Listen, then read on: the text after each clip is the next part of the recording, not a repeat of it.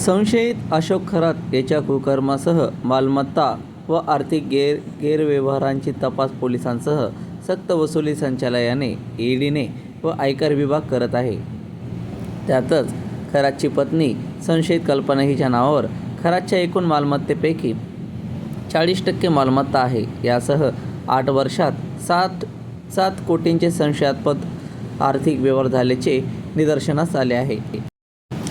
अशोक खरात विरुद्ध अत्याचाराचे 8, खंडणीचे 2, फसवणुकीचे 7 व धमकावल्याचा 1 असे 18 गुन्हे नाशिक शहर, सिन्नर, शिर्डी, राहाता, ठाणे येथील पोलीस ठाण्यात दाखल आहेत। त्यापैकी विशेष तपास पथकाकडे अत्याचाराचे 8 व फसवणुकीचा 1 अशा गुन्ह्यांचा तपास आहे। त्यापैकी अत्याचाराच्या 7व्या गुन्ह्यात त्याला सोमवारी दिनांक 27 व्हिडिओ कॉन्फरन्सिंगद्वारे न्यायालयात हजर करण्यात आले होते।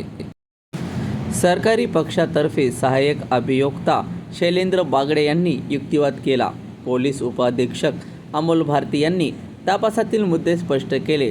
त्यानुसार न्यायालयाने खरातला 3 दिवसांची पोलीस कोठडी सुनावली। दरम्यान पती पत्नीमधील वाद सोडवल्यामुळे पीडितेचा खरातवर विश्वास बसला होता।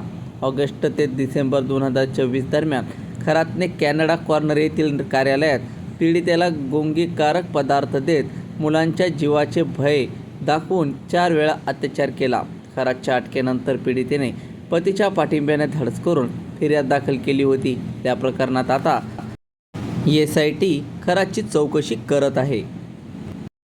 शिर्डी येथील 4 एकर जमीन खरेदी व खाजगी सावकारीच्या गुन्ह्यात संशयित कल्पना खरात पसार आहे। त्या जमिनीच्या व्यवहारावेळी कल्पना खरात स्वतः दुय्यम निबंधक कार्यालयात हजर होती। तिने स्वाक्षऱ्या आणि अंगठ्याचे ठसे दिले होते। त्या व्यवहारातून कल्पनाच्या बँक खात्यात 51 लाख रुपये टोकन जमा झाले होते। गोविंदनगर येथील तिच्या एका बँक खात्यात सन 2019 पासून 7 कोटी रुपयांचे संशयास्पद आर्थिक व्यवहार झाले आहेत।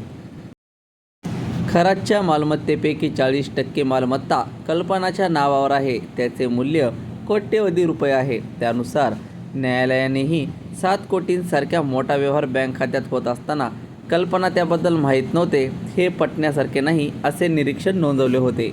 तर मित्रांनो, तुम्हाला हा व्हिडिओ आवडला असल्यास नक्कीच आपल्या यूट्यूब चॅनलला लाईक, शेअर, सबस्क्राईब करायला विसरू नका। भेटूया पुढील अशाच काही गोष्टींमध्ये। तोपर्यंत धन्यवाद।